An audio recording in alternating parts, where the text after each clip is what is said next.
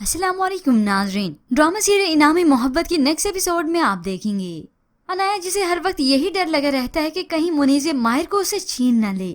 और आज तो उसके डर को मजीद हवा मिली जब फरियाल ने उसे कॉल करके बताया कि जब मैं मुनीफ के साथ बाहर खाने के लिए गई थी तब मैंने माहिर को एक लड़की के साथ देखा था और उसे साथ ये भी बताया कि माहिर उस लड़की की बहुत परवाह कर रहा था।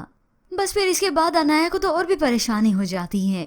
अब यूं ही ये दिन बीत गया और फिर रात जब आई तो बस फिर माहिर की वालदा को ये इल्म हो गया कि अनाया और माहिर बाहर हनीमून के लिए जा रही हैं। ये सुनकर तो वो एकदम से चौंक जाती हैं कि बैठे बैठे इन दोनों का बाहर का प्रोग्राम भी बन गया। अब बेटे पर अपना गुस्सा और अपनी असलियत तो जाहिर कर नहीं सकती थी, मगर जब अनाया के वालिदैन अपनी बेटी से मिलने यहाँ उसकी ससुराल आते हैं तो उनकी बातों को सुनकर अच्छी खासी उनकी बेइज्जती करती है। मुझे कह देते 5-10 लाख की मदद तो मैं भी कर देती। अब अनाया से ये सब बर्दाश्त नहीं होता कि उसके वालिदैन की कोई बेइज्जती करे, तभी वो अपनी सास को अब खरी खरी सुना देती है। तो बस फिर वो यहाँ से चलती बनी। कमरे में जाते ही गुस्से से आग बगोला हो जाती हैं। तुम्हारे भाई ने उस 2 करोड़ की लड़की से शादी करके हमारा स्टेटस नीचे किया है और अब उसे लेकर स्विट्जरलैंड जा रहा है। अपनी वालदा की इस बातों और इस ख्यालात से तो सवेरा भी बहुत तंग है।